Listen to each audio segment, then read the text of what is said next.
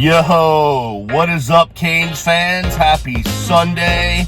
Another day after a win. It is the Beast, and welcome back to the Beast On. And we review yesterday's game as Miami beats Southern Miss 30-7, the final at Hard Rock Stadium. Got the cup of coffee.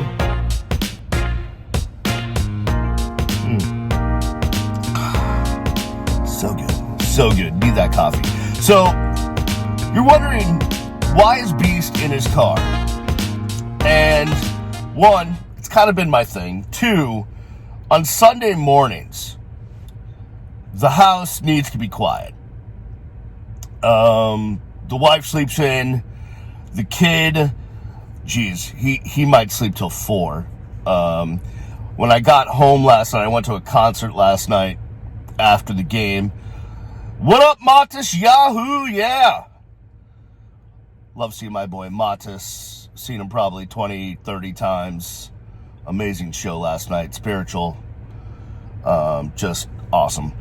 That's neither here nor there. But when I got home last night at midnight from the show, the kid was drinking some sort of energy drink.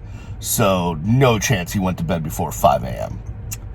Anywho, before we get to the football recap, it is September 11th, 21 years ago,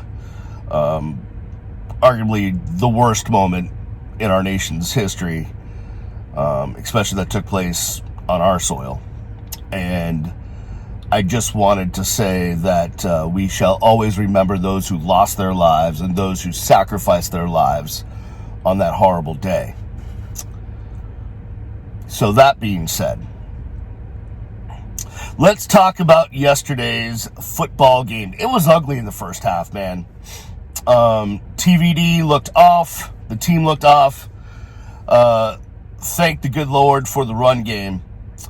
But, yeah, everything looked off early yesterday. And, Mario was not happy with that.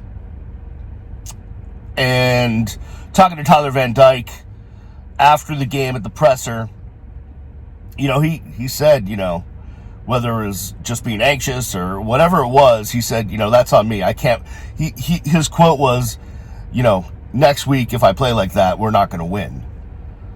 And that's true. But, the debate, I went down, to see my friends that were at the game in the club section, and we were talking, and it was, is Mario blasting them in the locker room at the half in English or Spanish? Probably both. Whatever got into them at the half worked. And Miami came out in the second half and scored 20 points as opposed to the 10 they scored in the first half. But they just looked a lot better. Passing game was better.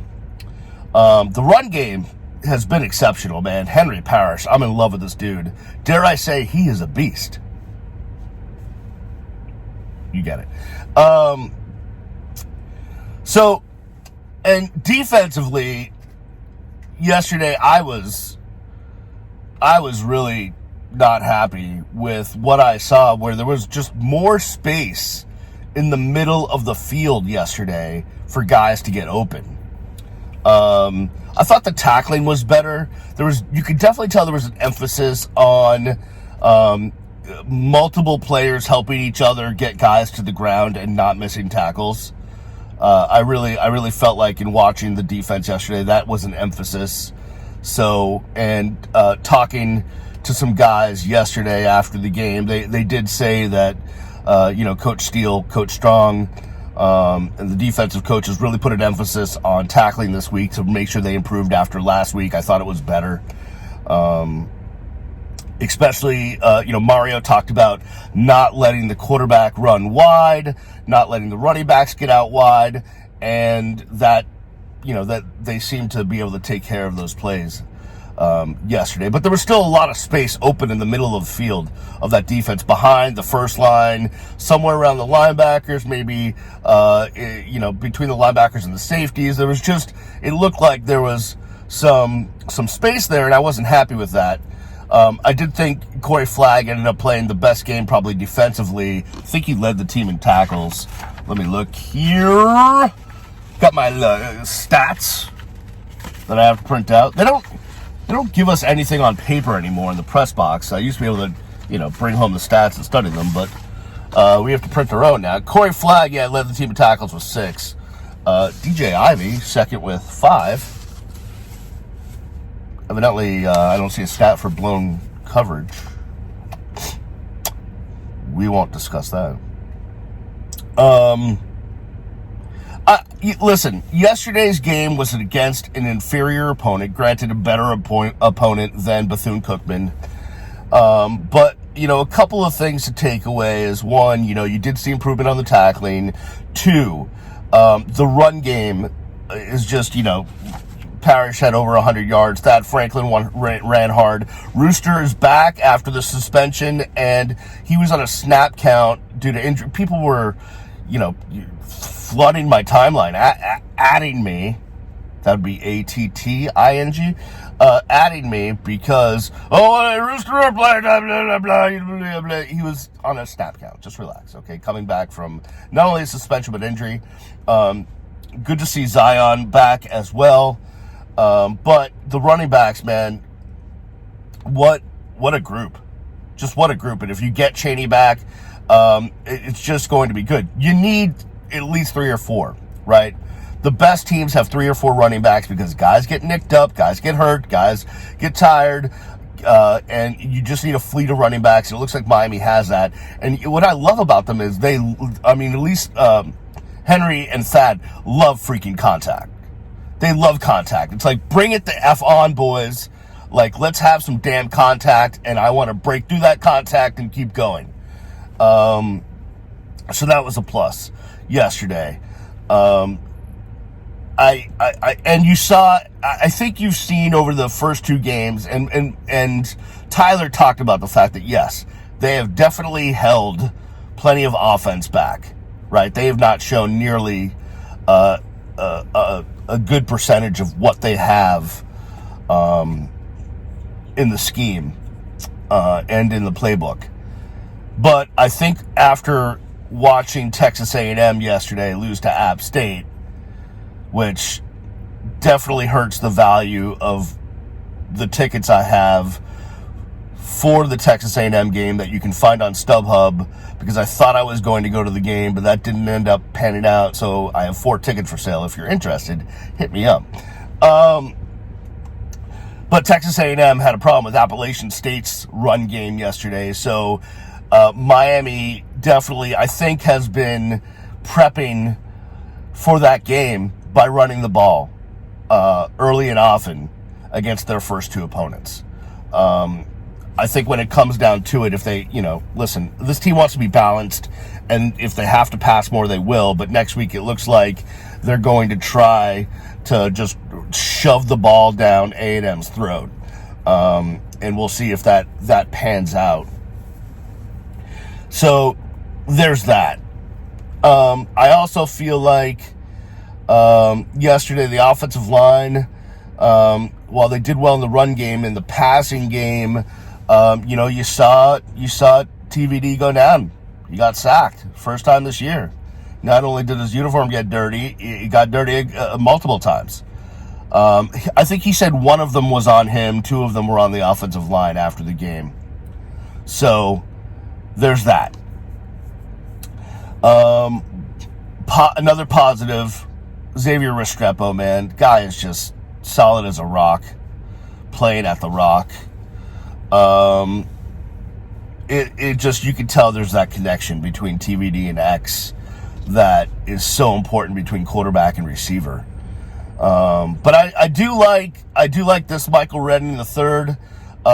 He's coming into his own here. A great young man. We talked to him after the game yesterday, and this is how you know this team is different.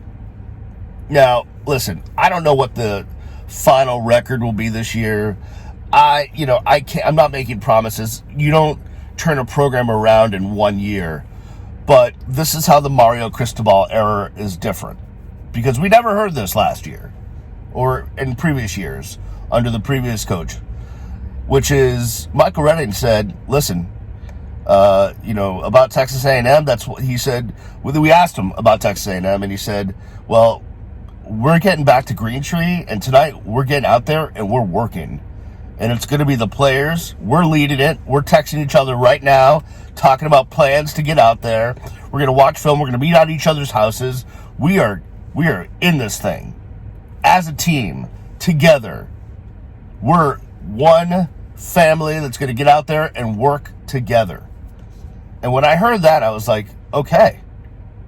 And what makes teams great in college football, because of the limited number of hours that the coaches are allowed to officially be working with the players, is when you have the players taking it upon themselves to get that extra work in when they know they need it, whether it's over the summer or during the season, right?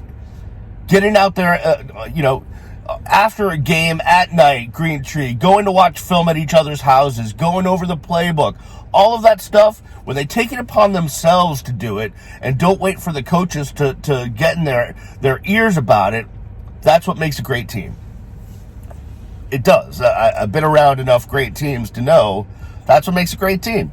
So I like where this is going. I'm not going to say that, hey, yeah, because Michael Redding said, the tweet I had about that, go look at my Twitter timeline, it's been retweeted 4 billion times, and, everyone's liking it and commenting, yeah, you.